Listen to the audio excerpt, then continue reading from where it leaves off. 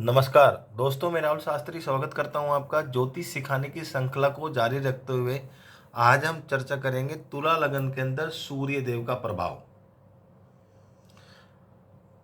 तुला लगन के अंदर सूर्य देव 12 भावों में किस तरह के इफेक्ट देते हैं, यानी अगर लिब्रा एसेंडेंट है तो उसका सन का क्या इफेक्ट होगा 12 के 12 हाउस में, इसी को ही मैं सरल तरीके से आपको बताने जा रहा हूं। तो सबसे पहले लगन में 7 लिखा है, पहले भाव में 7, तो ये तुला लगन की कुंडली हुई। वायु तत्व की राशि होती है तुला, और सूर्य को मिलता है 11वां भाव, क्योंकि जो सूर्य की जो राशि होती है वो सिंह राशि होती है, और 11वां भाव तुला लगन के अंदर सूर्य को प्राप्त होता है। इसका मतलब वो लाभ के स्वामी बनते हैं।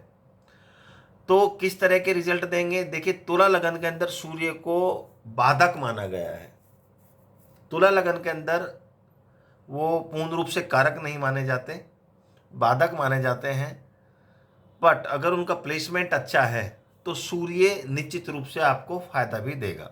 इसी के बारे में हम चर्चा करते हैं कि कहाँ वो नकारात्मक फल देगा और किस भाव में वो आपको सकारात्मक फल देगा। तो देखिए लगन में अगर सूर्य बैठ जाए, देखिए पहले भाव से अगर सूर्य का वास्ता बन जाए तो निश्चित रूप से अच्छा होता है। बट तुला राशि के अंदर यानी लगन में अगर सूर्य है तो वो नीच का माना जाता है, तुला राशि में वो नीच का हो जाता है। तो निश्चित रूप से यहाँ पे सूर्य खराब फल देगा।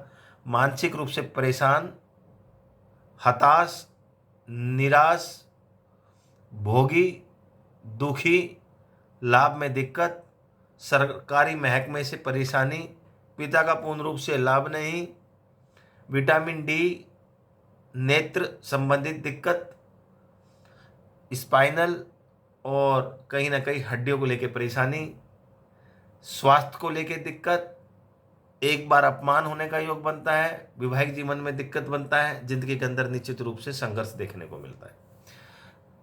तांबे के लोटे से सूर्य को जल दो नियमित रूप से, और सूर्य का बीज मंत्र करिए अगर लगन पे सूर्य है तो।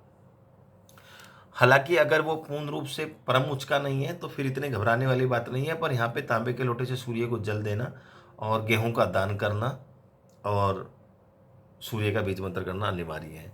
दूसरे भाव में सूर्य लाभ स्वामी होकर धन स्थित धन भाव में बैठ गया, और मंगल की राशि में जो कि मित्र है, निश्चित रूप से यहाँ पे वो अच्छा फलदायक होगा। लाभ की दृष्टि से और धन की दृष्टि से, कुटुंब की दृष्टि से अच्छा है। हालांकि कुटुंब के साथ थोड़े बहुत मतभेद हो सकती है। आरंभिक शिक्षा के अंदर थोड़ी सी परेशानी हो सकती है, थोड़ी सी चीज़ों में डिले देखा गया है। बट निश्चित रूप से जैसे जैसे किशोर अवस्था की तरफ आप आएंगे तो आपको निश्चित रूप से फायदा देखने को मिलेगा और धन में भी वृद्धि देखने को मिलेगी। तीसरे भाव में सूर्य, तो देखिए यहाँ पे सूर्य जो कि लाभ भाव का स्वामी होके, और सूर्य अग्नि तत्व का है और धनु राशि भी अग्नि तत्व की है, और धनु राशि में सूर्य बहुत अच्छा फील करता है, और मित्र राशि भी हुई। तो यहाँ पे आपके संघर्ष को तो बढ़ा देगा, यात्रा भी बढ़ा देगा, बट यहाँ पे आपका मानसिक संतुलन और सोच विचार बहुत अच्छी रखेगा। और जितनी आप मेहनत करेंगे निश्चित रूप से रोजगार में उतनी ही वृद्धि प्राप्त करेंगे। तो यहाँ पे आपकी कितनी मेहनत है ये देखना है।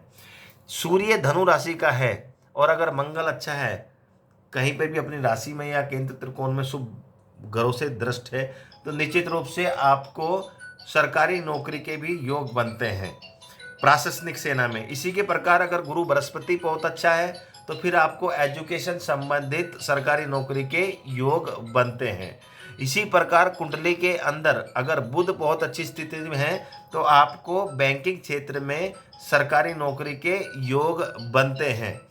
इसी प्रकार अगर चतुर्थ भाव में सूर्य है तो देखिए सूर्य यहाँ पे शत्रु राशि में बैठा हुआ है, तो निश्चित रूप से ये सूर्य हालांकि लाभ भाव का स्वामी होकर सुख भाव में बैठा है, पर देखना है किस राशि में, क्योंकि बाधक होकर बैठा है। कोई शुभ ग्रह होता शत्रु राशि में भी होता तो कोई दिक्कत वाली बात नहीं थी। यहाँ पे ये रुकावटें पैदा करेगा, माता के साथ तनाव पैदा करेगा, उनकी सेहत में दिक्कत करेगा।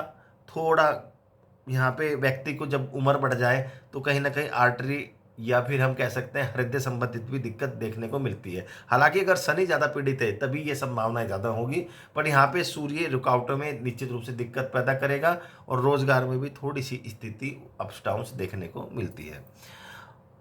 पंचम भाव में सूर्य यहाँ पे ये तुला राशि, माफ कीजिए, कुंभ राशि में बैठा हुआ है, जो कि शनि की राशि आ गई। फिर भी हालांकि एक पुत्र का योग बनाता है। निश्चित रूप से अगर शनि की स्थिति अच्छी हुई तो संतान के बाद भाग्योदय भी करता है, पर संतान कहीं ना कहीं थोड़ा डिले रहता है। और निश्चित रूप से अगर शनि की स्थिति अच्छी है तो पढ़ाई में बहुत अच्छा होगा, अगर शनि खराब है तो पढ़ाई में भी रुकावटें होंगी, मानसिक संतुलन ठीक नहीं और रिलेशन जातक के अच्छे नहीं रहेंगे। छठे भाव में अगर सूर्य है तो यहाँ पे सूर्य निश्चित रूप से बहुत खराब फल देगा, चीज़ों में बाधा क्रिएट करेगा, आकस्मिक लॉस होगा, गुप्त शत्रु बनेगा, हिडन एनिमी बना देगा जब तक के, और मानसिक रूप से हताश निराश। और अगर मंगल खराब है तो पैतृक संपत्ति में दिक्कत, पिता का पूर्ण रूप से लाभ नहीं, और साथ साथ से ऋण यानी कर्जा बना रहता है। सप्तम भाव में सूर्य, देखिए सूर्य यहाँ पे बैठा हुआ है और मेष राशि का सूर्य बहुत अच्छा माना जाता है, ऊंच का, तो निश्चित रूप से ये एक राजयोग जैसा हुआ, क्योंकि कहीं पर भी केंद्र त्रिकोण में सूर्य ऊंच का बहुत अच्छा माना जाता है। बट यहाँ सप्तम भाव यानी सातवां भाव जो होता है, अगर ये डायरेक्शन देखेंगे तो ये वेस्ट है, वेस्ट में सूर्य बहुत अच्छा नहीं माना जाता, बट यहाँ पे ऊंच का है, तो इसलिए निश्चित रूप से सप्तम भाव में होने के बावजूद भी ऊंच का ज़्यादा महत्वपूर्ण होता है और दिशा से, तो यहाँ पे 100% वैवाहिक जीवन में फायदा होगा, लाभ में बढ़ोतरी होगी, और सूर्य की दशा अंतर्दशा में मान सम्मान पद प्रतिष्ठा, वैवाहिक जीवन के बाद भाग्योदय, पूर्ण रूप से विवाह का सुख मिलेगा। हालांकि यहाँ पे वैवाहिक जीवन के बीच में दोनों के आपस में बीच में ईगो जनरेट होगा। सप्तम भाव में अगर मंगल खराब है, मंगल त्रिक भाव का है, नीच का, तो विवाह तोड़ विवाह भी सकता है, पर मंगल की बहुत अच्छी स्थिति तो कोई घबराने वाली बात नहीं। अष्टम भाव का सूर्य रुकावटें पैदा करता है, हर चीज़ों में हताश निराश, मानसिक रूप से परेशान, बड़ी रुकावटें, ऑब्स्टेकल्स, शारीरिक रूप से परेशानी, हृदय संबंधित, आंखों से संबंधित और हड्डियों से संबंधित, पेट से संबंधित, पिता से संबंधित, और रुकावटें पीछे छोड़ने का नाम ही नहीं लेती। तांबे के लोटे से सूर्य को जल और गेहूं का दान करना चाहिए। आदित्य हृदय स्रोत का भी पाठ कर सकते हैं। भाग्य भाव में सूर्य मिथुन राशि का लाभ भाव का स्वामी होकर भाग्य भाव में बैठा, बुध की अगर स्थिति बहुत अच्छी है तो निश्चित रूप से आपके भाग्य में वृद्धि करेगा। बुध की स्थिति बहुत अच्छी है तो सरकारी नौकरी, बैंकिंग क्षेत्र में बहुत अच्छा पद आप प्राप्त कर सकते हैं। गुरुजनों को और पिता को मानने वाला होता है, और निश्चित रूप से जो है अगर पिता के साथ काम करें और आशीर्वाद प्राप्त करें या गुरुजनों का आशीर्वाद प्राप्त करें तो निश्चित रूप से जातक को बहुत फायदा देखने को मिलता है। 10वें भाव में सूर्य अगर हो और कर्क राशि में बैठा है और चंद्रमा की स्थिति बहुत अच्छी है तो यहाँ पे गवर्नमेंट नौकरी या गवर्नमेंट से संबंधित कुछ काम करे तो उसमें फायदा होगा। मान सम्मान पद प्रतिष्ठा यश कीर्ति जरूर मिलती है, क्योंकि लाभ भाव के स्वामी 10वें भाव में बैठे हैं। पिता के साथ या पिता का साथ व्यापार को आगे लेके जाए तो उसमें भी बहुत फायदा मिलता है। हालांकि चंद्रमा की स्थिति खराब है तो निश्चित रूप से यहाँ से रुकावटें भी पैदा करेंगे। यहाँ पे चंद्रमा की जितनी अच्छी स्थिति होगी उतना ज़्यादा अच्छा प्रभाव देखने को मिलेगा। एकादश भाव में सूर्य अपने खुद के ही भाव में बैठा है तो निश्चित रूप से राजयोग जैसे प्रभाव देखने को मिलेंगे। यहाँ का सूर्य बहुत अच्छा माना जाएगा।